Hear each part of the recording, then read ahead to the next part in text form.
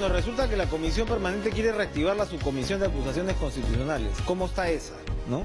Antes de decidir solicitar un informe legal externo que precise sus atribuciones, hablaron nuevamente sobre la legalidad de la disolución del Congreso. Yo entendía que la Comisión Permanente eran pues los señores que más o menos cerraban la puerta, ¿no? Daban pues una presencia, ¿no?, institucional mínima al Congreso mientras se convocan las nuevas elecciones, pero no.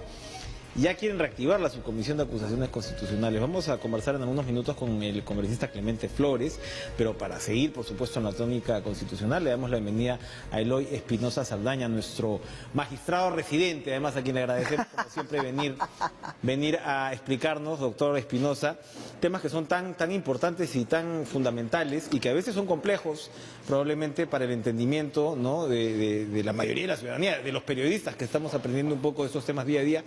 Pero ustedes ayer han tenido un pleno muy importante. Sí, y además muchas gracias por la invitación, lo hacemos con el mayor gusto. Yo creo que hay que abandonar esa idea del juez como un tipo encerrado, escribiendo en difícil sobre algo que poco se entiende. Bueno, ya felizmente eso ya se ha dejado.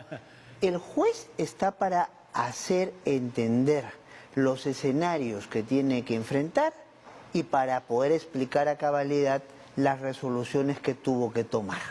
Ese es el papel del juez.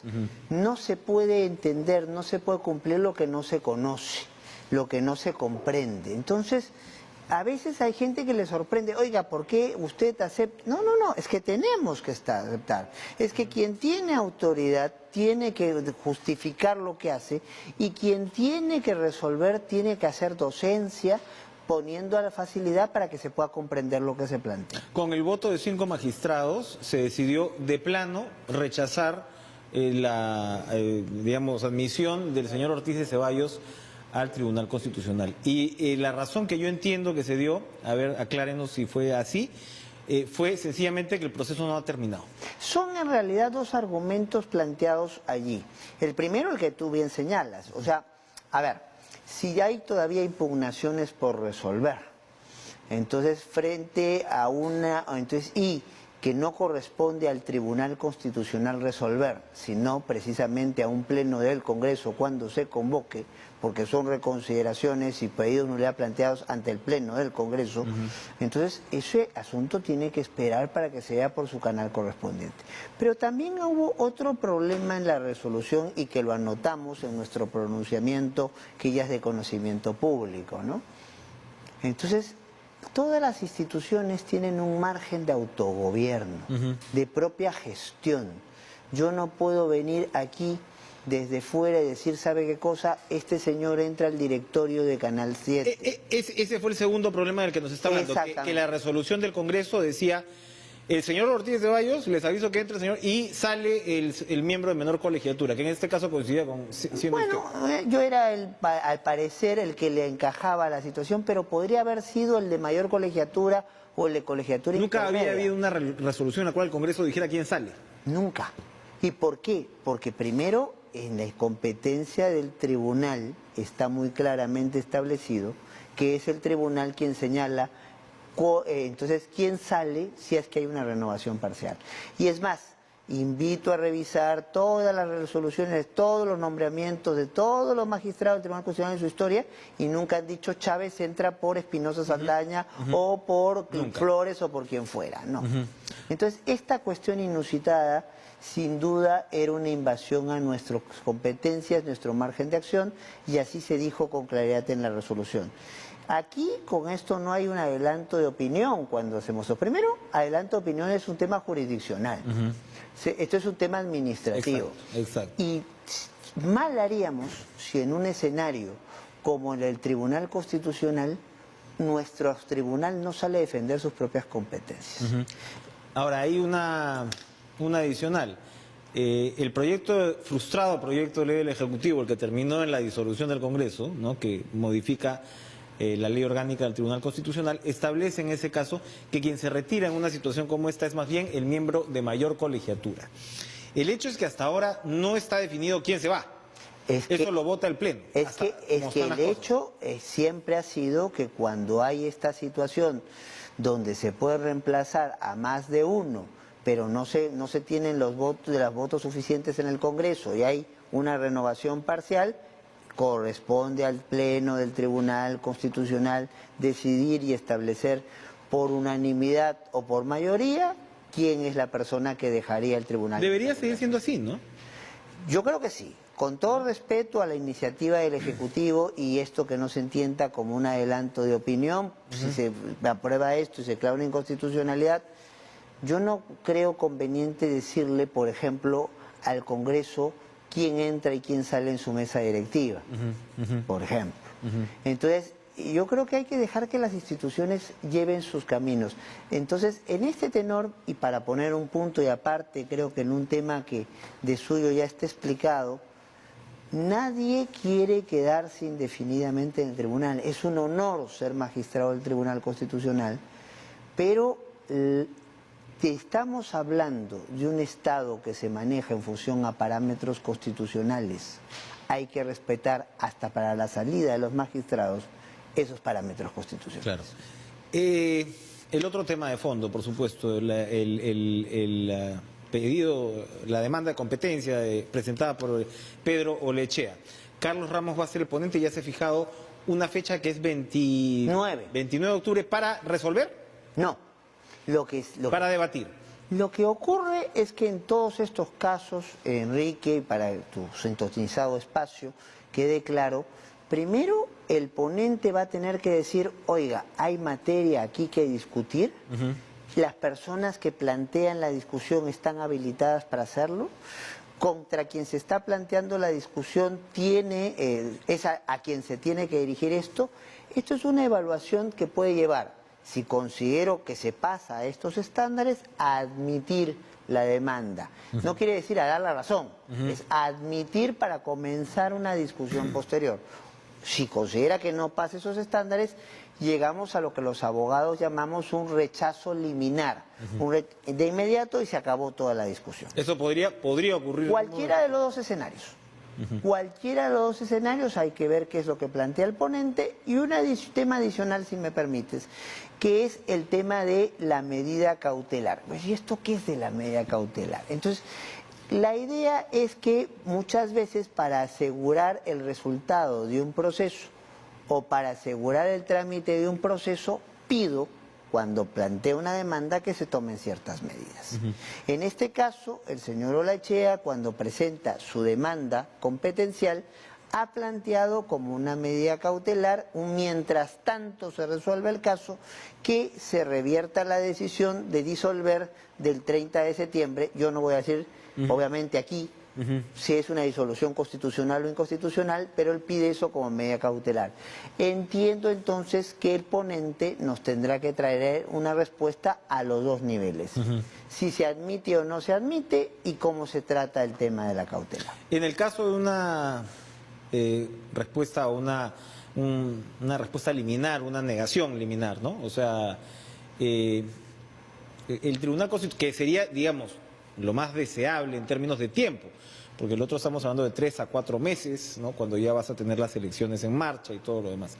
¿El Tribunal Constitucional le va a decir al Perú si esta disolución es o no constitucional? El Tribunal Constitucional tiene que decirle al Perú qué es lo que está pasando aquí y no quedarse en argumentos estrictamente formales, porque precisamente la labor del Tribunal Constitucional es una labor de, entre otras cosas, de moderación bajo parámetros jurídicos. Entonces, temas como este, aun si se apostara por un rechazo liminar o se fuese a abrir la discusión, entonces en una contestación y una audiencia, creo que hay que precisar y creo que hay que responder, y frente a las dudas que puedan surgir, hay que incluso plantear alternativas de comprensión.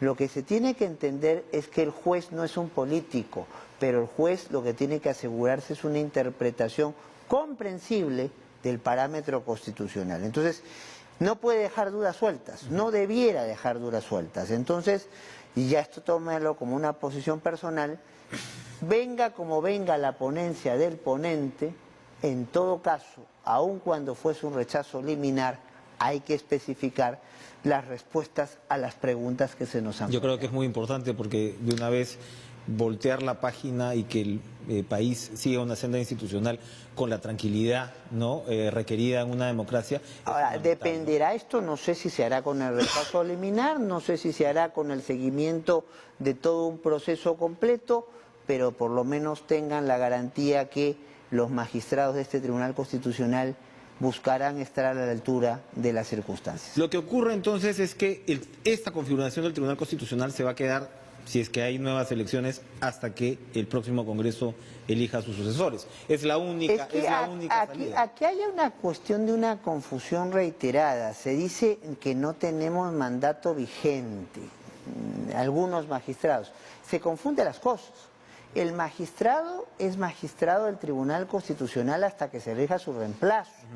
Fue elegido por un periodo, sí, pero si no hay, entonces la sustitución de él por un reemplazo constitucionalmente planteado, entonces seguimos en funciones todos con los mismos derechos y las mismas obligaciones. No podemos dejar de trabajar, tenemos que seguir resolviendo, tenemos que asumir todos los derechos y todas las responsabilidades propias del cargo. O sea, no hay magistrados de primera ni magistrados de segunda, hay magistrados que asumen su compromiso hasta el último día que haya ya un nombramiento de su sucesor o sucesor. Como debe ser. Y para finalizar, el caso de Keiko Fujimori, el presidente Blume señaló que él iba a entregar ya su ponencia encriptada, dijo, incluso para evitar filtraciones y demás. ¿Ya se entregó este documento? Todavía entiendo que lo hará en el transcurso de la próxima semana o la subsiguiente, según lo que nos ha comentado, ¿no? ¿Cambia la situación de Keiko Fujimori el hecho que el Congreso se haya cerrado? Es un argumento que me imagino se añade a la discusión de su caso, ¿no? El caso de Keiko Fujimori es el caso de una prisión preventiva, o sea, una medida cautelar también dictada en el Poder Judicial para supuestamente asegurar que no haya interferencias en la investigación por el delito de lavado de activos que a ella se le está procesando. A nosotros nos tocará ver si esa medida cautelar de prisión preventiva respalda parámetros constitucionales o no. Entonces, ahora... Usted insistió en la audiencia que el caso es distinto al de Ollanta. Es que, en mi opinión, el caso... Yo no insistí, yo lo que tenía era que preguntarle y fue la señora Loz, abogada de Keiko Fujimori, quien reconoció a propósito de las preguntas que le hicimos, porque nuestro trabajo es precisamente preguntar en las audiencias. Entonces, reconocer que una cosa es un caso donde en el Poder Judicial se agotó toda posibilidad de discutir, como en el de Keiko Fujimori, y otra cosa es un caso como el de Ollanta Humala y Nadine Heredia, donde la Corte Suprema rechazó la posibilidad de pronunciarse al respecto. Y eso entonces plantea que los criterios que vamos a usar pueden ser los mismos, pero son en escenarios diferentes. Muy bien. Muchas gracias, doctor Eloy Espinosa. Encantado siempre por estar aquí. Gracias por estar con nosotros. Vamos entonces a ver, hablando, si seguimos en temas constitucionales, ¿no? Si la Comisión Permanente va a tener su propia subcomisión de acusaciones constitucionales, nada menos. Regresamos.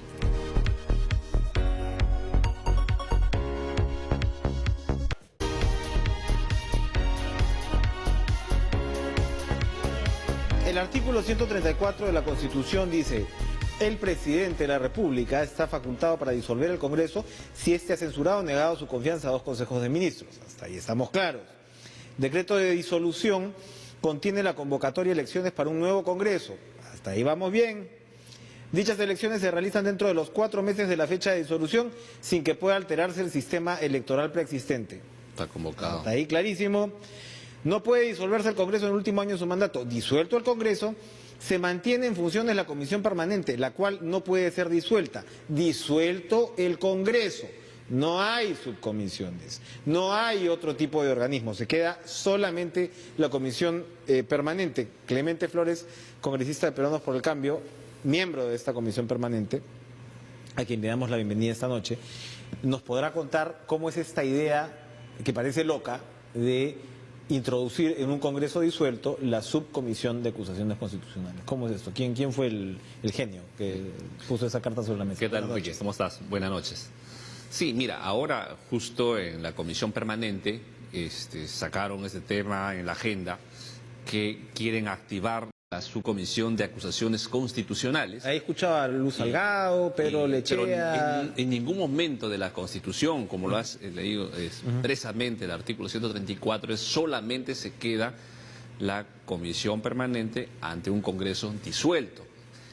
En ninguna parte dice, ni el reglamento, ni la Constitución, que hay comisiones especiales, en este caso como la subcomisión de acusaciones constitucionales. No está. Entonces, ellos quieren sacar una cosa que no existe, descabellada, y ahora incluso sus aliados que tenían ahí parte de Fuerza Popular también han tenido una abstención en la votación, por lo tanto se están quedando solos.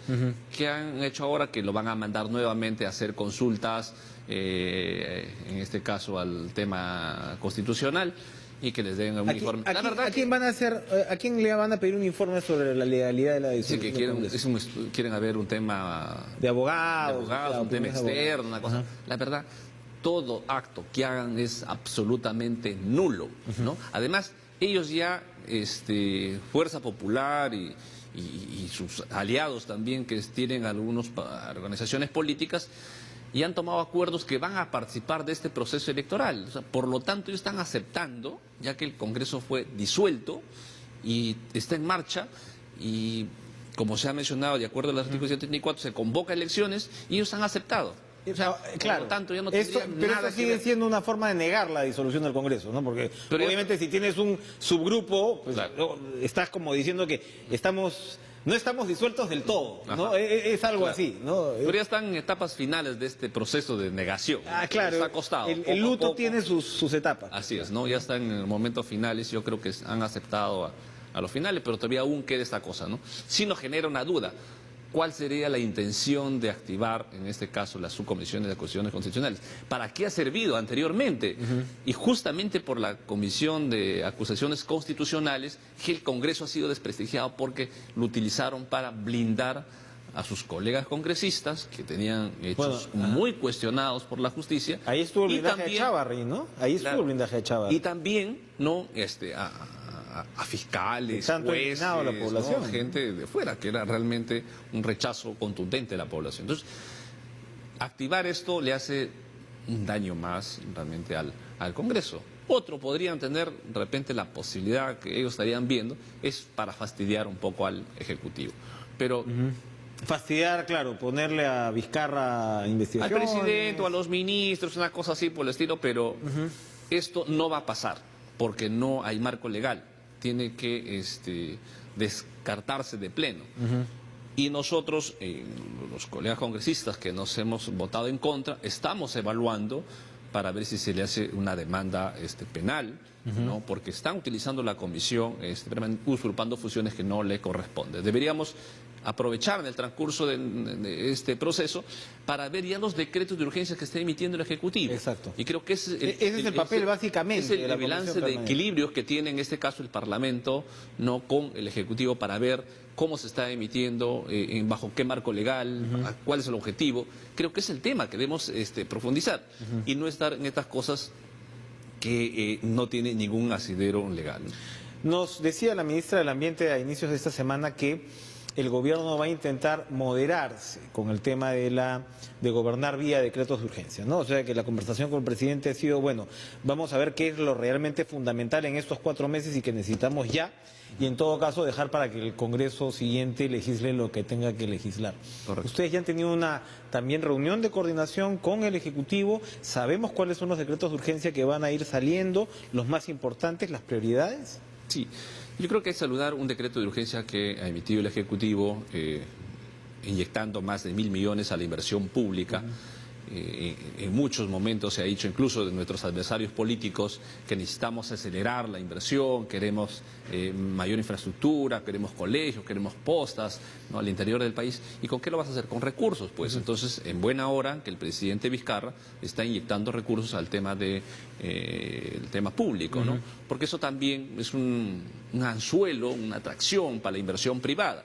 Entonces también hacemos que el privado se active y empecemos realmente a dinamizar nuestra economía. Muy bien, vamos a ir a una pausa y vamos a retornar con Clemente Flores. Hay una pregunta que yo le quiero hacer, es ¿cómo va a ser el próximo Congreso? Todavía estamos en ascuas. ¿Quién va a estar ahí en carrera? Todo es un gran misterio. Volvemos con más.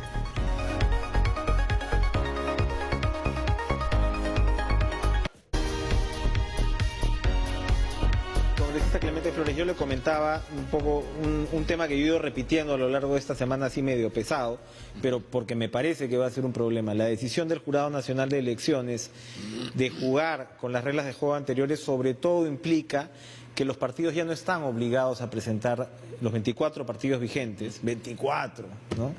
Ya no están obligados a presentar una lista parlamentaria para el año 20. Claro.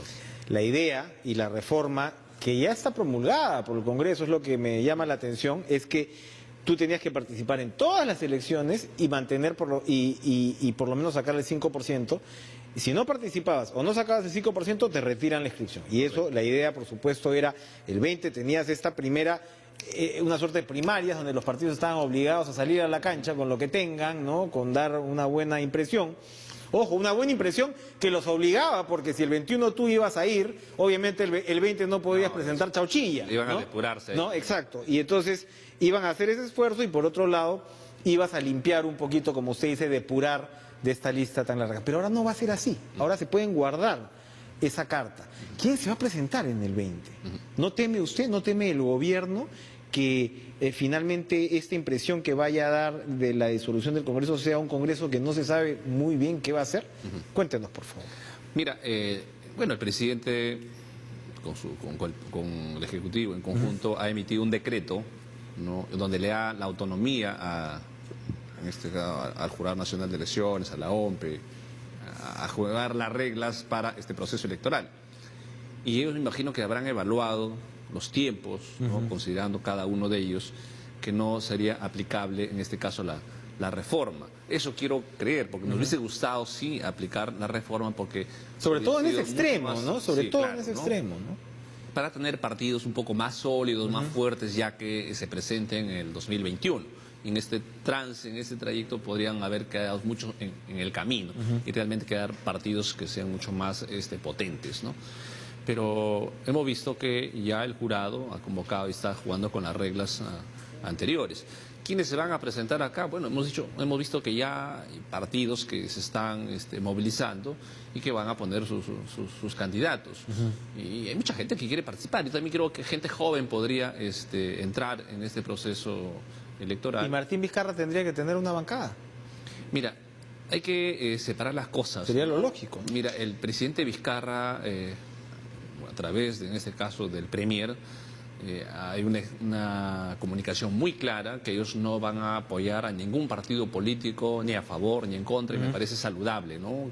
El presidente de la República tiene que estar en esa línea para que este partido se juegue limpio, y él es el árbitro y tiene que girar las reglas de juego, a ninguna de ellos inclinar la balanza, ¿no? Pero nosotros como bancada que hemos apoyado al Ejecutivo, estamos evaluando la posibilidad de presentar una lista de candidatos, ¿no?, en el interior del país, y hay mucha gente de nuestras bases que nos han llamado, hay muchos gobernadores anteriores, alcaldes que están bien vistos, que nos han dicho estamos dispuestos a apoyar por la gobernabilidad del país en ese trayecto, ¿no? Estamos conversando con ellos. Importante novedad la que nos trae congresista Clemente Flores. Gracias por estar con nosotros. Gracias. Esta noche. Gracias a ustedes. Nos vemos el lunes con más cara a cara. Sigan con la programación de TED.